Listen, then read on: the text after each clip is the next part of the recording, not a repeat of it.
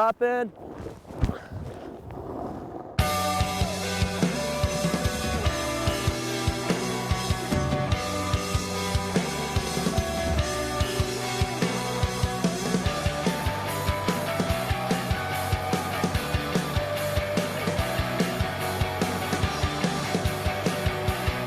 The orange oval designates freestyle terrain, such as parks and pipes. Freestyle terrain has designations for size. Start small and work your way up. Designations are relative to each resort. Some resorts designate features as small, medium, and large.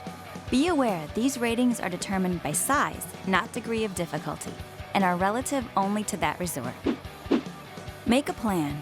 Before you go, check resort websites, review overall conditions, and ask park workers or patrollers about current park conditions. When you get to the mountain, make sure and warm up first.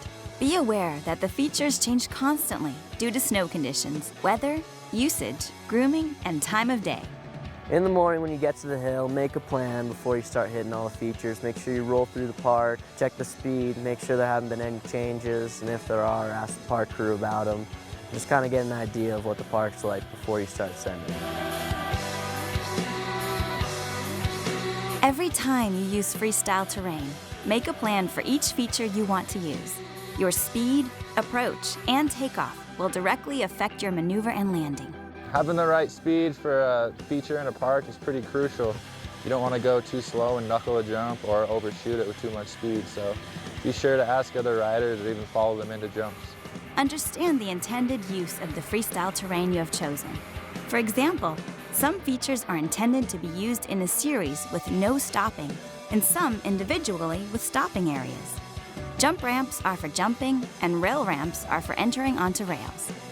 Your actions can knock you off balance, so always trying to land on your feet. And remember, inverted aerials are not recommended. Check with your resort to understand their policies on inverted aerials. Look before you leap. Read and obey all posted signage, instructions, and warnings before entering freestyle terrain. So when you're rolling up to a feature for the first time, it's always good to go around it, check for other people, and look before you leap. Scope around the jumps first, not over them. Watch others use the features before you attempt features and jumps that you are not familiar with.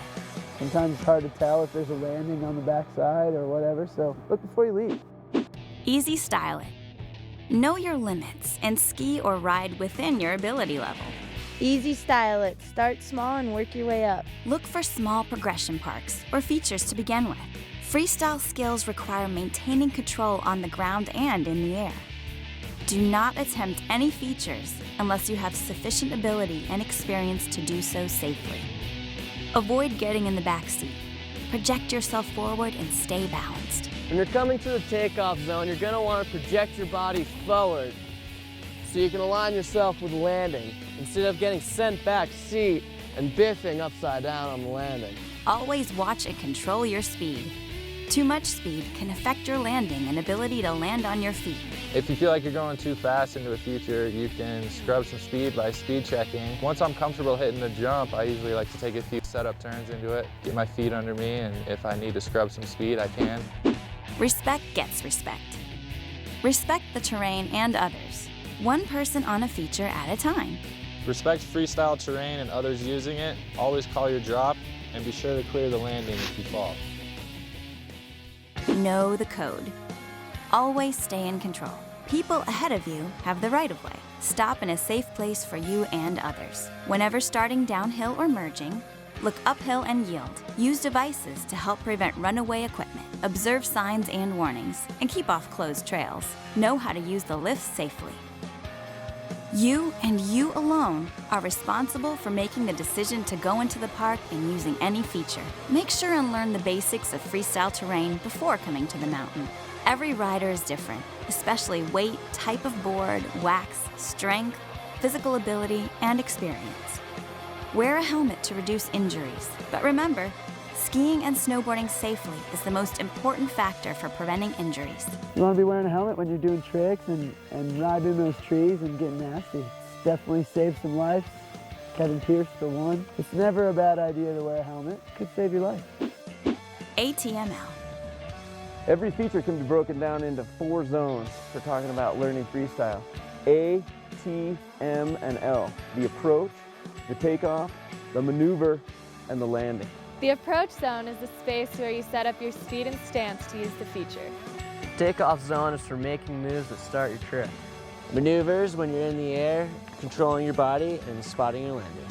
The landing zone is the prepared slope between the knuckle and the run out beyond it. Jumps.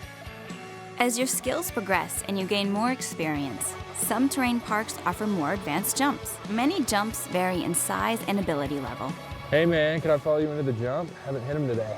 First, ride through the terrain park and watch others using the jumps and other features. Evaluate the conditions, including snow conditions, the light, and park traffic.